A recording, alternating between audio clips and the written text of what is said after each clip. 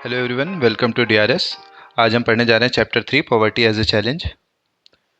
तो poverty as a challenge chapter थोड़ा सा कंफ्यूजिंग हो सकता है क्योंकि कुछ चैप्टर कुछ बुक्स हो सकता है अपडेटेड हों, कुछ में ना हो। तो इसलिए कंफ्यूज नहीं होना कि ये टॉपिक हमारे पास नहीं है। जिस मटेरियल को मैं पढ़ा रहा हूँ यही अपडेटेड है, तो आप इसको समझ सकते हैं। So in our daily life we come across many people who we think are poor.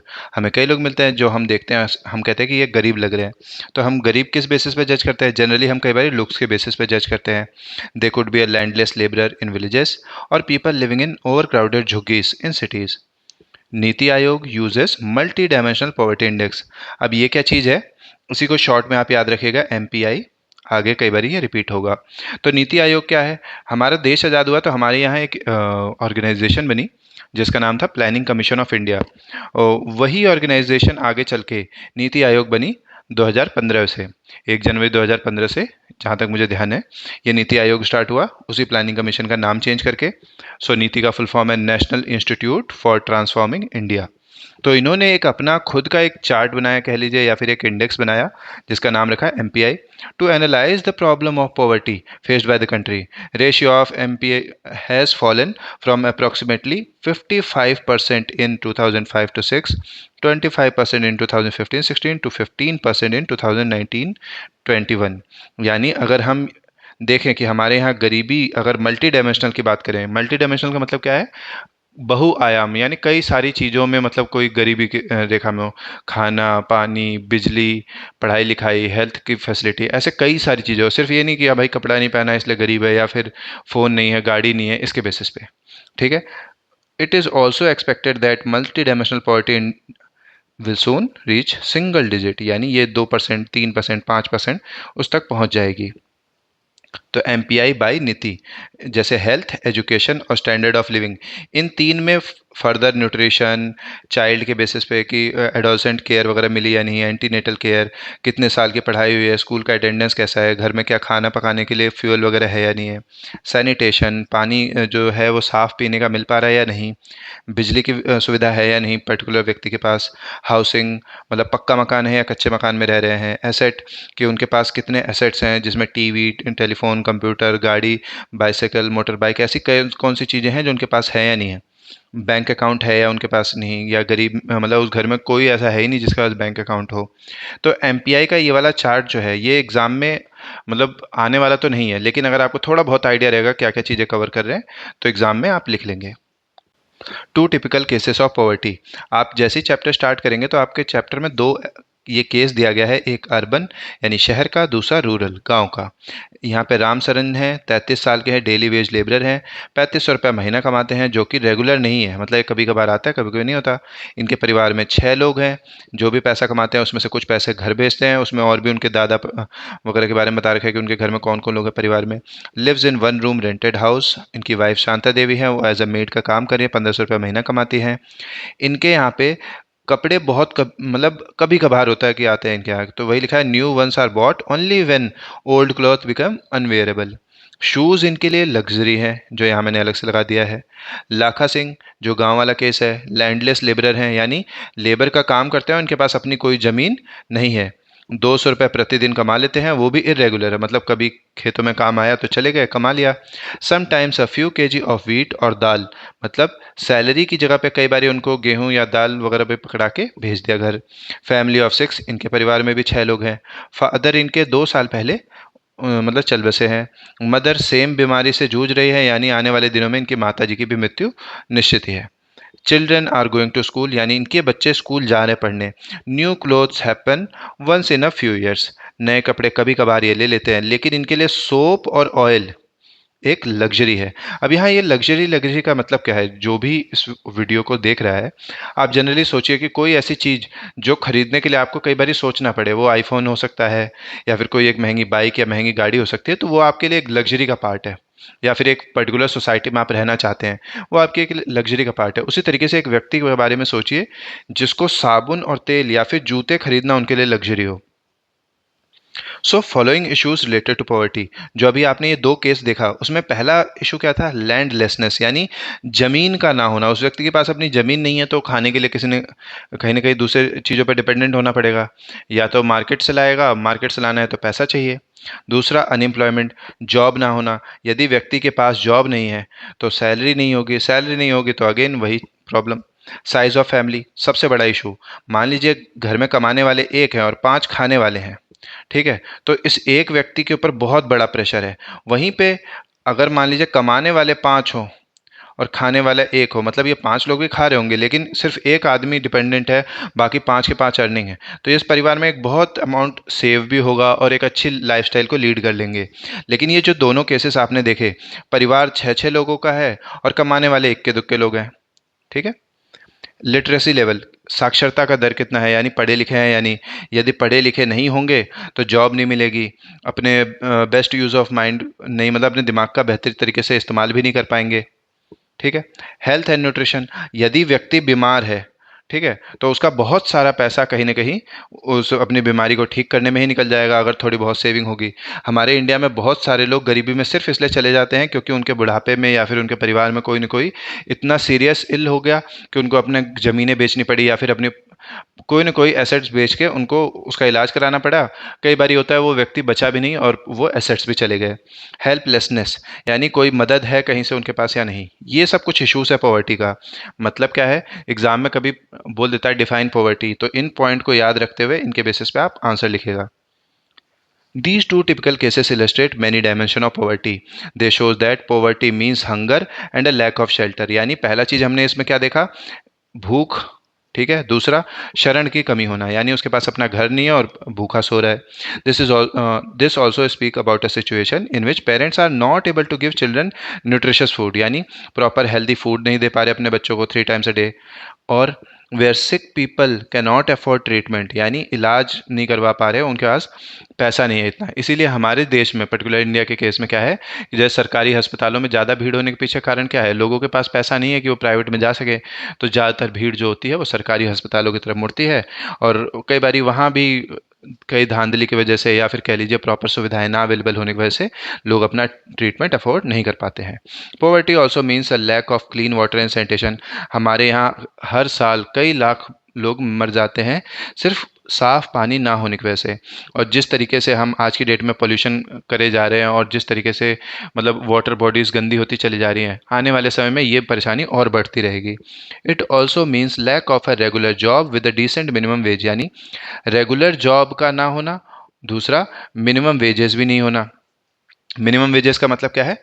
मतलब अगर आप एज अ बच्चा देख रहे हैं वीडियो, तो सरकार ने 10वीं पास, 12वीं पास, ग्रेजुएट, इन सब अलग अलग लेवल पे एक मिनिमम वेज सेट कर रखा है। यानी कोई ऑर्गेनाइज सेक्टर कंपनी में जॉब करता है तो मिनिमम इतनी सैलरी उसको दी जाएगी, सरकार द्वारा ये कानूनों में लिखा हुआ है, ठीक है? तो कई बार क्या होता है, व्यक्ति अगर नॉर्मल अनऑर्गेनाइज जगह पे काम कर रहा होगा तो मिनिमम वेज की कोई बात ही नहीं, वहाँ तो मालिक के विल पे है कि वो कितना सैलरी देता है। Above all it means living with a sense of helplessness. Poor people are in a situation in which they are ill treated at almost every place, in farm, factories, government offices, hospital, railway station, etc. Obviously nobody would like to live in poverty. कोई भी व्यक्ति गरीबी में नहीं जीना चाहता। और यहाँ पे जो बात की गई है कि पुअर पीपल हर सिचुएशन में कहीं ना कहीं इल ट्रीट किए जाते हैं, ये भी बात सच है। आपने कभी ना कभी अपने जीवन काल में ये चीज़ देखा होगा। One of the biggest challenges of independent India has been to bring millions of people its out of abject poverty. Abject poverty का मतलब क्या है कि एटलीस्ट वो बेसिक सुख सुविधाएं तो हों, चाहे खाना हो, सेफ ड्रिंकिंग वाटर हो, सैनिटेशन हो, शेल्टर हो, पढ़ाई लिखाई से संबंधित हो, तो ये चीज़ें जरूर लोगों के पास हो। इसीलिए गांधी जी ने बोला था कि इंडिया तभी हम मानेंगे कि सचमुच में आज़ाद हो गया है जब पुअरेस्ट ऑफ इट्स पीपल, यानी हमारे यहाँ बिल्कुल गरीब से गरीब आदमी भी जब इन बेसिक ह्यूमन सफरिंग से बाहर निकल आएगा, ठीक है? Poverty as seen by social scientists. Since poverty has many facets, social scientists look at through variety of indicator, यानी social scientists लोग कई तरीके से समझने की कोशिश करते हैं गरीबी को। Usually the indicator are use to relate with the level of income and consumption, यानी ज़्यादातर इनकम और कंजम्पशन के बेसिस पे कंपेयर किया जाता है। वही अभी हम आगे समझेंगे। In recent time a variety of other indicator have also been use to recognise whether person is poor or not. For example, अभी हमने जो एमपीआई वाला केस देखा, indicator such as social exclusion and vulnerability are also use to understand poverty. यानी अब ये social exclusion और vulnerability क्या है, यही चीज़ हम समझने जा रहे हैं। यानी एक तरीके से सामाजिक रूप से उसका बहिष्कार कर देना और उसको अपने साथ मिलने घुलने मिलने ना देना। दूसरा वल्नरेबल होना टुवर्ड पॉवर्टी। समझते हैं। Social exclusion, according to this concept poverty must be seen in term of poor having to live only in a poor surrounding with other poor people, excluded from enjoying social equality of better of people in better surrounding। ये चीज़ अभी आपको समझ में आ जाएगी आगे। Social exclusion can be both a cause as well as consequence of poverty as in the usual sense. अब ये है क्या, समझते हैं। देखिए कोई व्यक्ति है, कह रहा है यहाँ जो बताया गया सबसे पहले कि कई बारी क्या होता है, गरीब आदमी को गरीब आदमी के ही बीच में रहना पड़ता है क्योंकि उसको बेहतर सराउंडिंग लोगों के बीच में मौका नहीं मिल पाता, या तो लोग उसके साथ नहीं रहना चाहते, या फिर कह लीजिए वो रहने तो गया उसे वहाँ रहने नहीं दिया गया, इस तरीके से।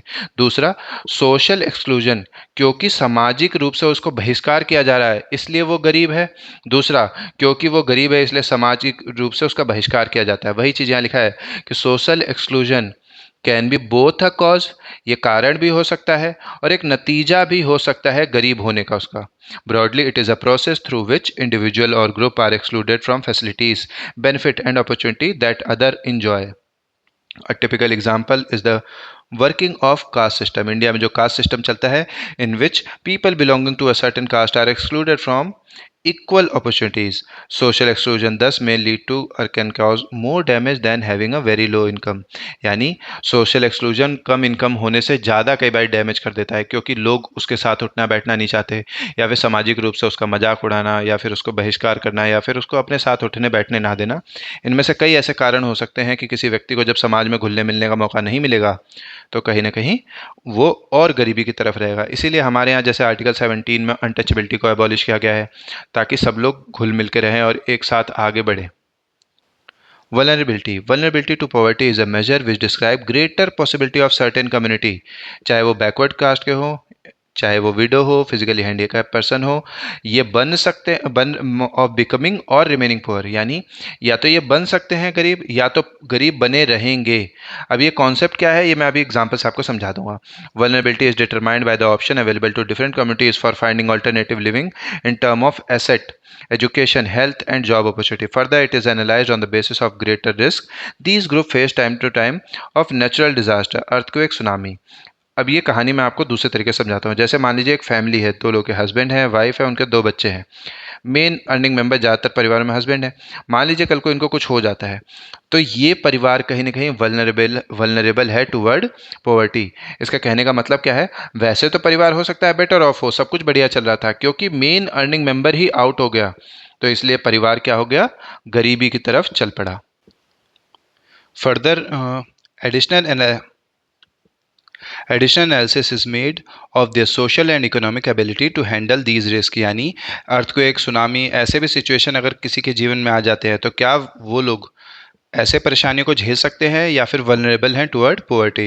इन fact vulnerability describe the greater probability of being more adversely affected than other people when bad time come for everybody, whether a flood, earthquake और simply fall in the availability of job.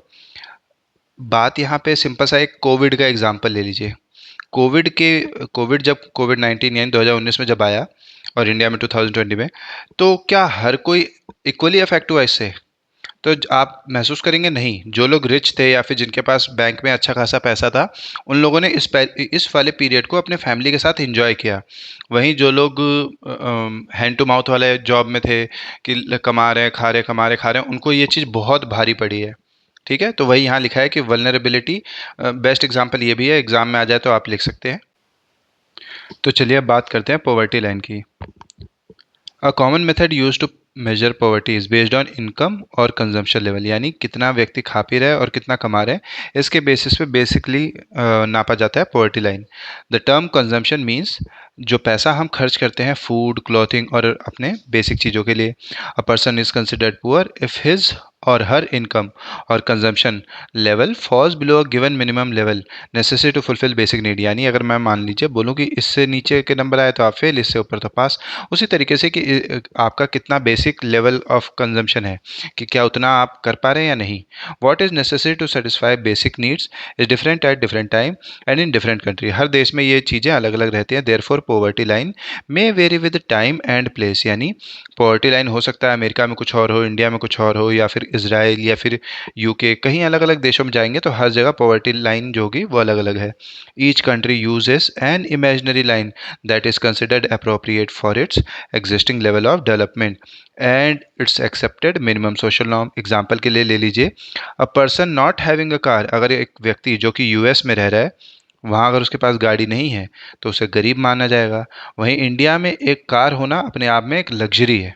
ठीक है, आगे बढ़ते हैं। While determining the poverty line in India, till a few years ago minimum level of food requirement, clothing, footwear, fuel, electricity, educational and medical needs etcetera were taken into consideration. Physical quantities of these needs were multiplied in the prices of rupee. यानी माना जाता था कि व्यक्ति को मान लीजिए दवाई का खर्चा है, घर में कितना खाना खाएगा, बिजली, सब चीज़ों को जोड़ने के बाद ना एक मिनिमम अमाउंट निकाला गया कि हाँ इतना पैसा तो होने चाहिए। So formula for food requirement while estimating the poverty line was based on desired calorie requirement। यानी खाना कितना खाना चाहिए उसके लिए कैलोरी के बेसिस पे नापा गया।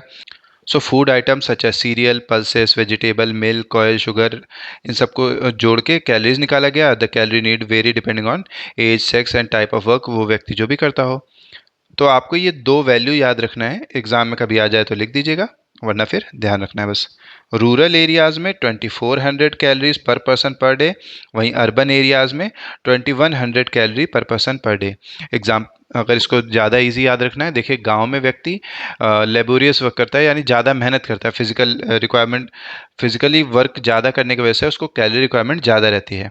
वहीं कोई व्यक्ति अगर शहर में रह रहा है तो उतना फिजिकल वर्क नहीं है, उसका मेंटल वर्क ज़्यादा है, इसलिए गांव में 2400 कैलोरी और शहरों में 2100।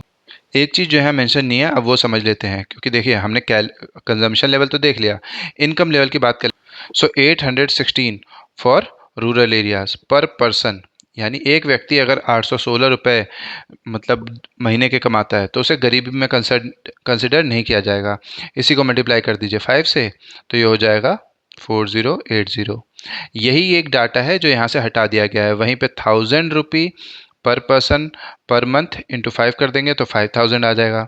तो पहले NSSO national sample survey organisation द्वारा एक सर्वे किया गया था, जिसके तहत ये वैल्यू दिया गया था कि इतना बेसिकली अगर कोई कमा रहा है परिवार तो उसे गरीबी के हम ऊपर मानेंगे। ठीक है, ये वैल्यू अभी अगर हटा दी गई है तो ठीक है, नहीं एग्जाम में आ जाएगा तो याद रखना है 4080 और 5000, ये 5 लोगों का इनकम को मल्टीप्लाई करके किया गया है। इंडिविजुअल लेवल पे 816 गाँव में और शहरों में 1000। Poverty estimate based on methodology described in the previous section, number and proportion of poor people in India called HCR। हम HCR बोलते हैं कि क्या proportion है इंडिया में poor people का।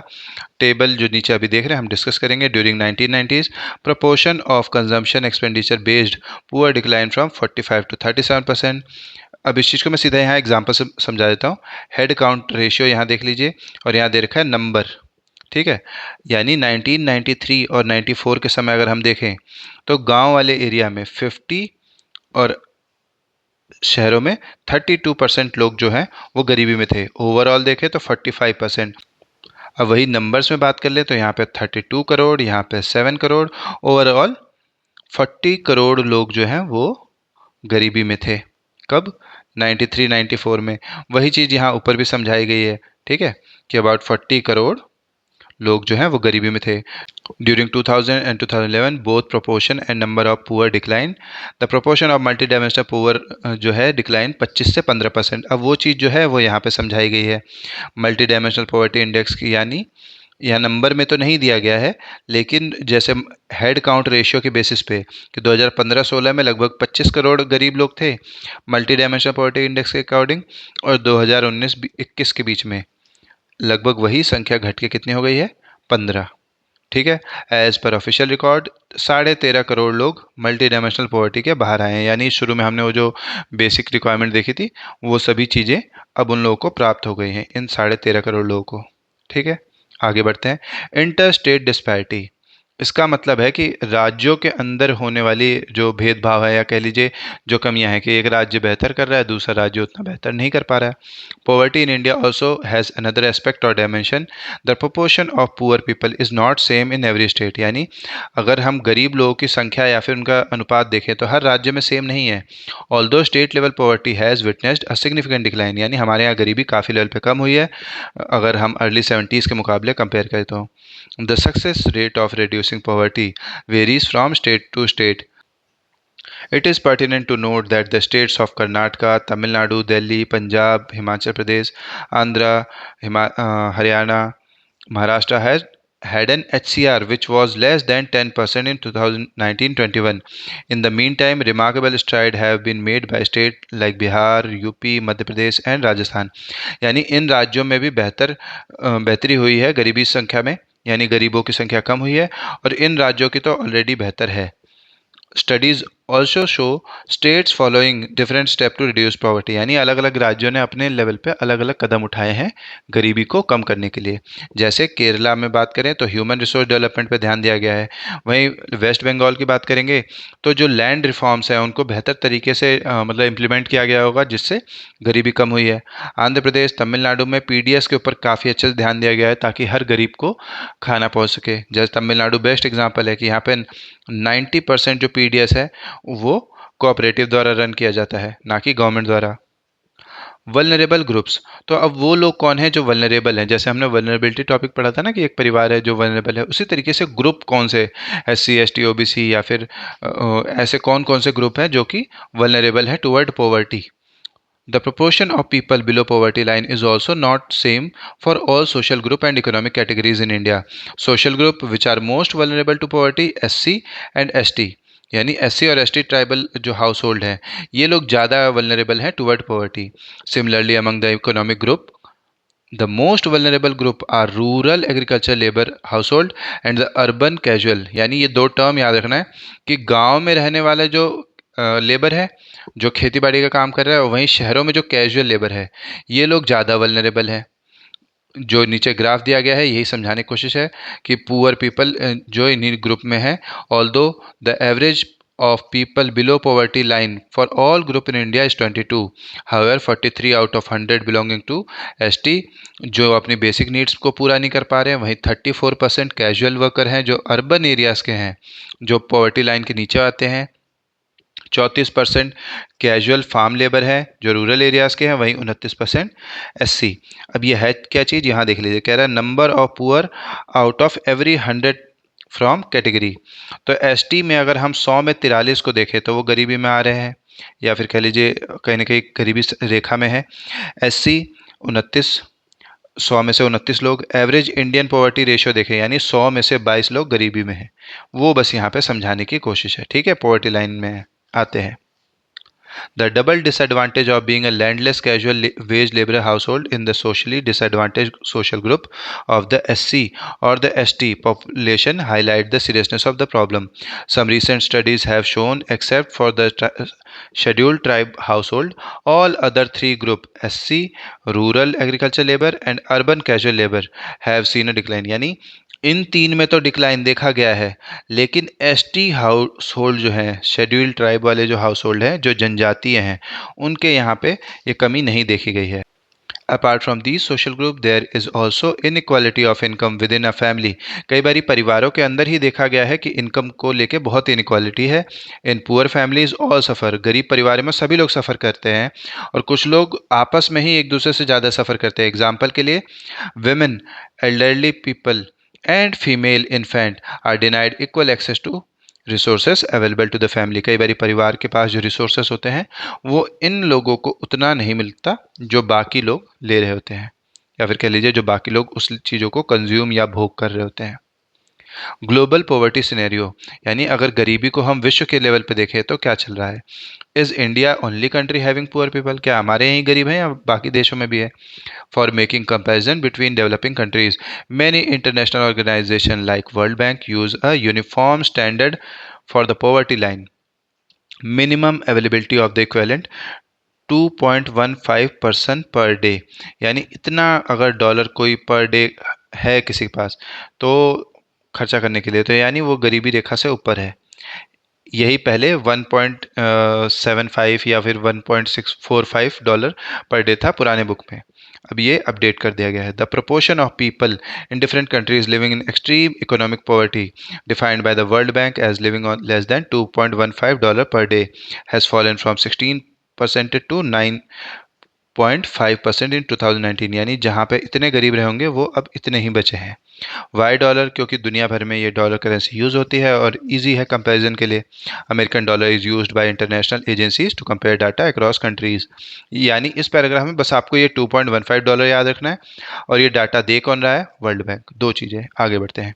Although there has been substantial reduction in global poverty, it is marked with great regional differences.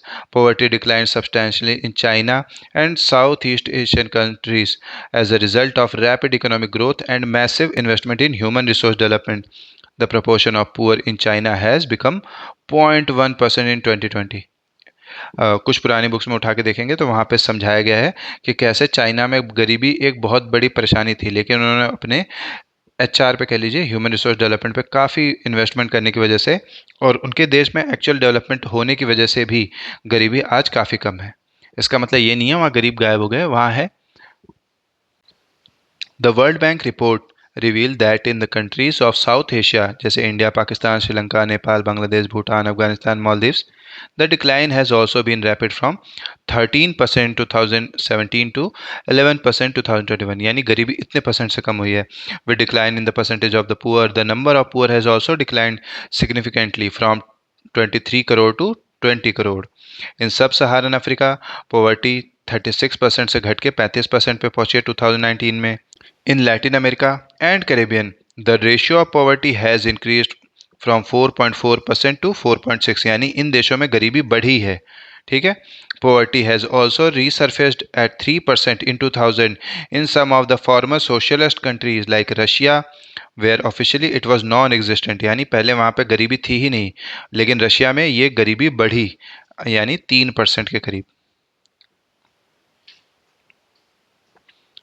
Poverty and sustainable development goal यानी SDG इसको बोला जाता है कई बार शॉर्ट फॉर्म में। ठीक है। टोटल 17 गोल हैं, अभी हम समझ लेंगे। The new SDG of the UN propose ending poverty of all type by 2030, यानी ये कब तक ख़त्म करने के प्लानिंग है? 2030। कब आया? 2015 में ये कॉन्सेप्ट लाया गया। It provide a shared blueprint for piece and prosperity for people and the planet now and into the future, यानी भविष्य में अगर हमें इस दुनिया में एक शांति बनाए रखना है और सबके पास रिसोर्सेस हों और हर कोई प्रॉस्पर कर पाए, तो उसके लिए इन 17 पॉइंट पे ध्यान देने के लिए बात की गई। इसलिए 17 पॉइंट है एसडीजी के। आगे बढ़ते हैं। This require urgent action from the part of both developed and developing country, यानी जो डेवलप्ड नेशन है वो अपना फंड डेवलपिंग कंट्रीज़ को शेयर करें जिससे ये लोग भी डेवलप हो पाएँ। Developed countries ought to support the developing countries in the endeavor of ending poverty, improve health, education, reduce inequality, tackling climate change and promote sustainable development। तो ये वो 17 गोल है। याद रखने के लिए बस शुरू के 3-4 याद रख लीजिए, कोई इतना पूछने वाला नहीं है। हाँ, बड़ी क्लासेस में आ जाए तो एक अलग बात है, जैसे पॉवर्टी को कम करना, ज़ीरो हंगर, सबके पास प्रॉपर हेल्थ हो, क्वालिटी एजुकेशन मिले, जेंडर इक्वालिटी हो, क्लीन वाटर मिलना चाहिए, अफोर्डेबल एंड क्लीन एनर्जी हो सबके पास जॉब हो, इंडस्ट्री इनोवेशन होनी चाहिए, रिड्यूस इनक्वालिटी, सस्टेनेबल और सिटीज़ और कम्युनिटीज़ बननी चाहिए, responsible consumption and production, climate के ऊपर एक्शन लेना, लाइफ बिलो वाटर, केवल ये नहीं, धरती के ऊपर जो बढ़िया जीवन दिख रहा है उसी को बेहतर करना है, हमें पानी के नीचे वाले का भी ध्यान रखना है, life on land, peace, justice and strong institution, जैसे कि आपका इंटरनेशनल जस्टिस को आईसीजे जो है, इंटरनेशनल कोर्ट ऑफ जस्टिस, तो उन लोगों को भी प्रमोट किया जाए और उनके कानूनों को भी इंटरनेशनल लेवल पे लेके चला जाए। पार्टनरशिप फॉर द गोल, यानी हम सबको साथ आना पड़ेगा तभी ये चीज़ पॉसिबल है। कॉजेज ऑफ पॉवर्टी, तो गरीबी के कारण क्या है? ठीक है, एग्जाम में कई बार आ जाता है कि गरीबी का कारण क्या है। इनिशियल तो वो 4-5 जो चीज़ें हमने समझी थी शुरू में, लैंडलेसनेस और कोई हेल्प ना होना और एजुकेशन, ये सब चीज़ें, तो वो तो पॉवर्टी के एक सिनेरियो के रूप में है, लेकिन और क्या कारण है? There were number of causes of the for the widespread poverty in India. One historical reason, यानी एक कारण अगर हम अपने पास्ट में देखें तो वो है low level of economic development under British colonial administration. The policies of the colonial government ruined traditional handicraft and discouraged development of industries like textile. Britishers हमारे यहाँ आए, कब्जा किया, उन्होंने अपने बेनिफिट के लिए जो चीज़ें कर सकते थे उन्होंने किया। हमारी प्रॉस्पेरिटी से उनको कोई खास मतलब तो था नहीं। The low rate of growth persisted until the 1980s. This resulted in less job opportunity and low growth rate of income. This was accompanied by high growth rate of population. यानी एक तरफ लो ग्रोथ रेट था, ठीक है, income भी कुछ खास बढ़ी नहीं, लेकिन आबादी बढ़ती चली गई। तो आबादी बढ़ेगी तो ओवरऑल प्रेशर जो गवर्नमेंट के ऊपर है वो भी बढ़ेगा, कहीं ना कहीं रिसोर्सेज भी कम पड़ेंगे, तो इसकी वजह से गरीबी और बढ़ती चली गई। With the spread of irrigation and green revolution, many job opportunities were created in the agriculture sector, but the impact was limited to some part of India. यानी जो ग्रीन रेवोल्यूशन आने से सच है कि हमारे यहाँ कई जगहों पे खाने का ज़्यादा उत्पादन हुआ, लोगों का पेट भरा, लेकिन green revolution through out the India same नहीं है। पंजाब, हरियाणा, यूपी, कुछ ही इन राज्यों में, या फिर तमिलनाडु, आंध्रा के कुछ सर्टेन रीजन्स में, जहाँ पे एक तरीके से कह लीजिए लोगों के पास पैसा था और वो अपने पैसे को इन्वेस्ट कर पाए ग्रीन रेवोल्यूशन के दौरान, तो वो राज्य प्रॉस्पर कर गए। लेकिन हर राज्य में ये प्रॉस्पेरिटी नहीं देखी गई। The industries both in public and private sector did provide some job, but these were not enough to absorb job seeker. Simple सी बात है, खाने वाले लोग 100 लोग हो जाए और खाना 20 लोगों के हिसाब से बनाओ तो कुछ लोग तो भूखे रहेंगे ही ना। तो वही बात यहाँ बताई जा रही है कि आबादी तो बढ़ती गई, ठीक है, high growth rate of population रहा हमारा, लेकिन उस हिसाब से कंपनियां या फिर कह लीजिए गवर्नमेंट भी उस तरीके से जॉब प्रोवाइड नहीं कर पाई। Unable to find job with the better income in cities, many people started working as rickshaw puller, vendor, construction workers, domestic servant. इस तरीके से लोग काम करने लगे। With irregular small income, these people could not afford reasonable shelter. They started living in slum and of the outskirts of the cities. And problem of poverty, largely a rural phenomena, became a feature of urban India. यानी जो हमारे यहाँ गरीबी पहले गांव वाले क्षेत्रों तक देखी जाती थी, अब वो शहरों में भी देखी जाने लगी। गांव से लोग माइग्रेट करके शहरों में काम के लिए आए, काम मिला नहीं, धीरे धीरे वही लोग स्लम्स में शिफ्ट होने लगे और वहीं से स्लम्स कुछ ज़्यादा ही बनते चले गए। Another feature of high poverty rate has been the huge income inequality, यानी इनकम में जो इनक्वालिटी, एक आदमी बहुत ज़्यादा कमा रहा है वहीं कुछ लोग बिल्कुल भी नहीं कमा पा रहे। One of the major reason for this is unequal distribution of land and other resources. Despite many policy, हमारे यहाँ बहुत सारी पॉलिसी लाई गई, will we have not been able to tackle issue of poverty. Major policy initiative like land reform. अब ये क्या है, हमारे यहाँ पे लैंड रिडिस्ट्रीब्यूशन का काम किया गया था कि जब तक अंग्रेज थे तो उन्होंने जमींदारी और इस तरीके से कई कानूनों की वजह से सर्टेन लोगों के पास ज़मीनें बहुत ज़्यादा हो गई, वहीं कुछ लोग थे जिनके पास ज़मीनें बिल्कुल नहीं थी, वो उन्हीं जमींदार की ज़मीनों पे काम करते थे। तो गवर्नमेंट ने मतलब लैंड रिफॉर्म्स लाया जिसके थ्रू गवर्नमेंट ने कोशिश किया कि उन ज़मीनों को उनसे लेके बाकी गरीब लोगों को दिया जाए। जैसे 10th में आप एक टॉपिक पढ़ेंगे, भूदान ग्रामदान, विनोबा भावे द्वारा जो ये काम किया गया था। Most of the state government effective implementation of policy could have improved, यानी कई बार लैंड रिफॉर्म हुआ तो लेकिन उतना बेहतर नहीं हो पाया। एंटी पॉवर्टी मेजर, अब एंटी पॉवर्टी मेजर को समझते हैं, ये है क्या, मतलब सरकार द्वारा लिया गया स्टेप जिससे पॉवर्टी को कम किया सके। Removal of poverty has been one of the major objective of Indian development strategy. The current anti poverty strategy जो है वो दो फैक्टर्स के बेसिस पे है। पहला, प्रमोशन ऑफ इकोनॉमिक ग्रोथ, यानी गवर्नमेंट की कोशिश करना कि इकोनॉमिक ग्रोथ करे। दूसरा, एंटी पॉवर्टी प्रोग्राम, सरकार द्वारा कोई ऐसे प्रोग्राम चलाए जाए जिससे डायरेक्ट हम बेनिफिट मतलब एक तरीके से डायरेक्ट बेनिफिट दें गरीब लोगों को। Over a period of 30 years of independent India lasting up to the early 80s, there were little per capita income growth and not much reduction in poverty. Official poverty estimate, which were about 45% in early 1950s, remained same even in the early 80s. यानी जहां आबादी 45% गरीब थी 1950 में, वही same आबादी मतलब 80s 70s 80s में भी देखी गई। Since the 80s, India economic growth has been one of the fastest in the world. The growth rate jumped from average 3.5% in 1970s to 6% during 1980s and 1990s. Two decade of the 21st century, 2000 से लेकर 2020, इसमें भी हमने काफ़ी economic development दिया है। इस time पे हम दुनिया में सबसे बेहतर ग्रोथ रेट पे ग्रो कर रहे हैं। The higher growth rate have significantly helped the reduction of poverty. Therefore it is becoming clear, मतलब इससे हम बिल्कुल साफ साफ कह सकते हैं कि अगर इकोनॉमिक ग्रोथ होगी तो पॉवर्टी रिडक्शन भी होगी। सिंपल सी बात है, देश की आर्थिक व्यवस्था बेहतर होगी तो लोग ज़्यादा इनकम कमाएंगे, ज़्यादा इनकम कमाएंगे तो वो ज़्यादा पैसा खर्च करेंगे, ज़्यादा पैसा खर्च करेंगे तो जो गरीब लोग हैं वो पैसा कहीं ना कहीं घूम के उनके पास भी जाएगा और वो भी बेहतर हालातों में आ पाएंगे। Economic growth widen opportunity and provide resources needed to invest in human development. This also encourages people to send their children, including the girl child, to school and the hope of getting better economic return by investing in education.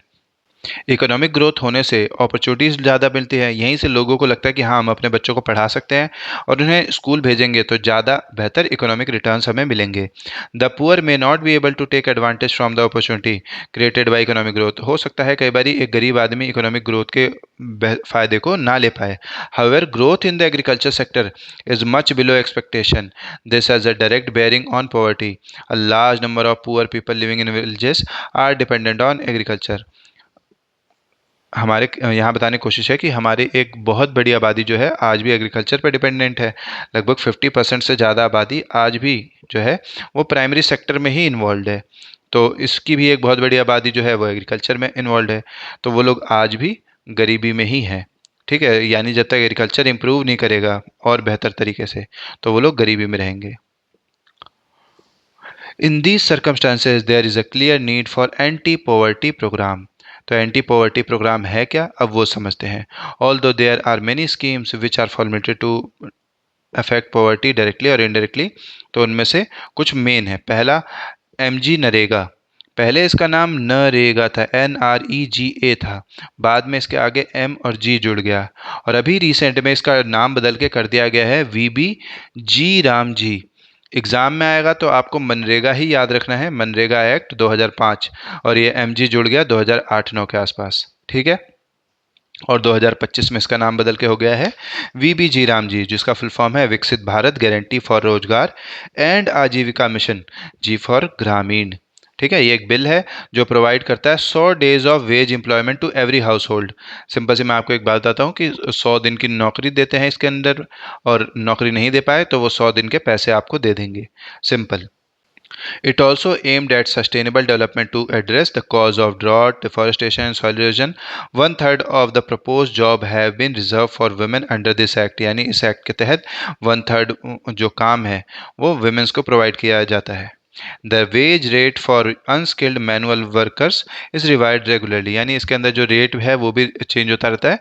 सबसे बेहतर जो rate इसके अंदर है वो आपको हरियाणा का देखने को मिलेगा, चाहे तो एक बार आप सर्च करिएगा। ठीक है। दूसरा, प्रधानमंत्री पोषण शक्ति Abhiyan PM Poshan is a flagship program of government of India initiated with twin purpose, यानी इसके अंदर दो फायदों के ऊपर बात किया गया है। पहला, to improve the nutritional requirement specially calorie and the protein intact of the child, यानी जो बच्चों में प्रोटीन की कमी हो रही है उसको बेहतर करने के लिए। दूसरा, improve the school enrolment and eliminate the drop out from the school, यानी बच्चे ज़्यादा से ज़्यादा स्कूल में जाएं। It target student from class 1st to 8th in government aided school and special training centres under RTE, right to education act के तहत जितने भी सरकारी और कह लीजिए या फिर सरकार द्वारा मदद किए जाने वाले स्कूल, यानी कुछ स्कूल ऐसे होते हैं जो सरकारी तो नहीं होते लेकिन उसमें ज़्यादातर जो फंड होता है, ठीक है, वो सरकार द्वारा दिया जाता है। तीसरा, प्रधानमंत्री सुरक्षित मातृत्व अभियान। मातृत्व से याद रखिएगा माता से संबंधित कुछ बात हो रही है। 2016 में लॉन्च किया गया था। Aim to reduce maternal and infant mortality by providing quality antenatal care to the pregnant women throughout the country. Simple सी बात आप समझिए ना, प्रेग्नेंट वुमेन की यहाँ पे ऊपर ध्यान देने की कोशिश की गई है। The scheme work toward safe pregnancy deliveries and addresses gap in the service of the maternal care, यानी जब एक लेडी प्रेग्नेंट होती है उस दौरान जो भी उनको सुविधाएं चाहिए या फिर जो भी न्यूट्रिशनल चीज़ों के ऊपर जोर देने वाली बात है वो यहाँ पे बात की गई है।